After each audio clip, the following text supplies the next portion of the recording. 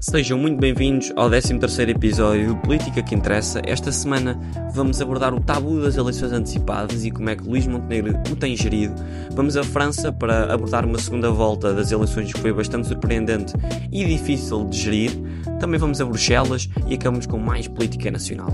Antes de irmos para o episódio, referir também que só está disponível em formato podcast, sairá no YouTube, mas única e exclusivamente com o áudio disponível. Para a semana retomamos no formato habitual. Vamos para o episódio. Desde o dia 10 de março que em Portugal o tema das eleições antecipadas não sai de cima da mesa e com o aproximar da votação do orçamento, Luís Montenegro voltou a deixar claro, numa reunião nacional do Conselho do PSD, que o governo só cessa funções com a aprovação de uma moção de censura e não com a rejeição do orçamento, como já tem vindo a referir ao longo do tempo. Depois destas declarações, Cavaco Silva veio cobrir Montenegro dando o exemplo de Espanha. Como todos sabemos, Pedro Sánchez governou a duodécimos durante 2 anos. O ex-presidente da República disse também que não há nenhum drama se o orçamento não for aprovado. De seguida, Marcelo Rebelo de Sousa, o atual presidente da República, de forma sucinta também comentou, afastando a ideia da desilusão, ao dizer que a crise política não eleitoral, que responde a governar a duodécimos, é melhor que uma ida às urnas. A abertura da possibilidade de governar, mesmo que o orçamento-chave seja chumbado, não retira o foco do primeiro-ministro Luís Montenegro em alcançar uma luz verde na votação do mesmo. No Conselho Nacional dos Sociais-Democratas ficou claro também que o principal ponto de entendimento procurado para a aprovação do orçamento é com os socialistas. Luís Montenegro usou a palavra responsabilidade, como também tem usado desde o dia 10 de março, para reforçar a importância da oposição na estabilidade política, enquanto Hugo Soares, líder da bancada parlamentar, disse que a responsabilidade do PSD é negociar com o líder da oposição. Como resposta ao pedido de responsabilidade, Alexandra Leitão disse que os socialistas são um fator de estabilidade, podendo até aprovar o orçamento para 2025, mas deixou um recado ao dizer que a estabilidade só é boa quando vai num caminho certo quando é negociada e não imposta. Antes destas declarações da líder parlamentar dos socialistas, estávamos um bocadinho perdidos enquanto a uma possível posição do seu partido, agora encontramos exatamente na mesma situação. Do segundo partido da oposição, a resposta também não é esclarecedora. André Ventura diz que o Chega não é um partido de instabilidade, mas que é muito difícil que viabilize um orçamento no qual diz haver uma grande vontade dos socialistas em serem parceiros dos sociais-democratas. Deixando agora a política nacional e dando um saltinho à França, na semana passada tivemos a segunda volta das eleições com um resultado surpreendente, mas nada fácil de gerir. A aliança de esquerda, Nova Frente Popular, venceu as eleições, sem maioria. No segundo lugar ficou o partido Macron e como terceira força política, depois de vencer a primeira volta, o partido Le Pen e Bardella. Este resultado deixa a França num impasse político tremendo.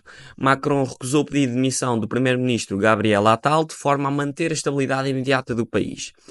A aliança vencedora das eleições, formada por socialistas, ecologistas, comunistas e pelo partido mais poderoso desta aliança, França Insubmissa, não conseguiu definir ainda um primeiro-ministro que agrada a todo o bloco e também ao decisor final, Emmanuel Macron. Já o Partido de Direita Radical, que apesar de ter conseguido 10 milhões de votos foi o grande derrotado da noite, pela voz de Bardella e sempre com o apoio de Le Pen, veio criticar a Nova Frente Popular apelidando a coligação de não natural e desonrosa. Continuando com algumas notícias vindas da Europa, no Parlamento Europeu também chegaram novidades com a criação de 2 novas famílias políticas. O partido AfD da Alemanha e outros 7 partidos uniram-se na criação de uma nova família europeia de nome Europa das Nações Soberanas. Este assumem ser mais à direita que o outro recente grupo, Patriotas, pela Europa, a que pertence o partido húngaro de Viktor Orbán, o francês de Marine Le Pen, o espanhol Vox e o Chega de André Ventura. A Europa das Nações Soberanas possui 25 eurodeputados, mais 2 que o mínimo exigido para a criação de uma família. A alternativa para a Alemanha representa 14 dos 25 eurodeputados. Embora, como já devem ter reparado, esta família seja a menos representativa no Parlamento, terá acesso a várias regalias. Terá acesso aos fundos específicos para estes grupos, por exemplo, a horários definidos para intervir em sessões plenárias e, obviamente, uma criação de uma família aumenta também a influência nas reuniões semanais com Roberta Metsola e os outros chefes de grupos políticos. Na mesma semana, como já referido, grandes figuras da extrema-direita europeia juntaram-se para criar outra família, esta com maior representatividade, cerca de 84 eurodeputados. Recordar que um dos motivos da criação de novas famílias políticas no extremo-direito do Parlamento é o facto da alternativa para a Alemanha ter sido considerada muito extremista pela líder Marine Le Pen. Ainda em Bruxelas, para a semana vai decorrer uma importante votação para Presidente da Comissão Europeia e, ao contrário do esperado, Ursula von der Leyen terá uma difícil tarefa para conseguir 361 votos a seu favor. As duas famílias recém-nascidas votaram obviamente contra. Os reformistas e conservadores de Meloni encontram-se divididos, algo também de esperar. Mas o surpreendente, ou não, é o facto dos liberais e dos sociais-democratas não assegurarem o seu voto em Ursula von der Leyen. A eleição está marcada para 18 de julho em Estrasburgo. Até lá teremos mais negociações. É esperar para ver como se encerra esta luta por um dos top jobs. Voltando a Portugal, para encerrar o episódio, a Assembleia da República vai discutir o encerramento do comércio aos domingos e feriados na sequência de uma petição que atingiu 20 mil assinaturas. Esta petição foi apresentada por elementos do Sindicato dos Trabalhadores do Comércio, Escritórios e Serviços de Portugal. Vamos agora para o segmento habitual, Agenda Parlamentar. Na próxima semana regressam os trabalhos em plenário e o Governo irá à Assembleia da República para um debate importante sobre o Estado da Nação.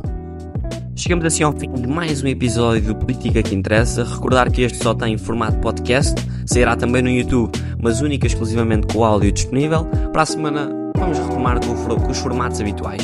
Muito obrigado por estarem desse lado, vemo-nos para a semana, até lá.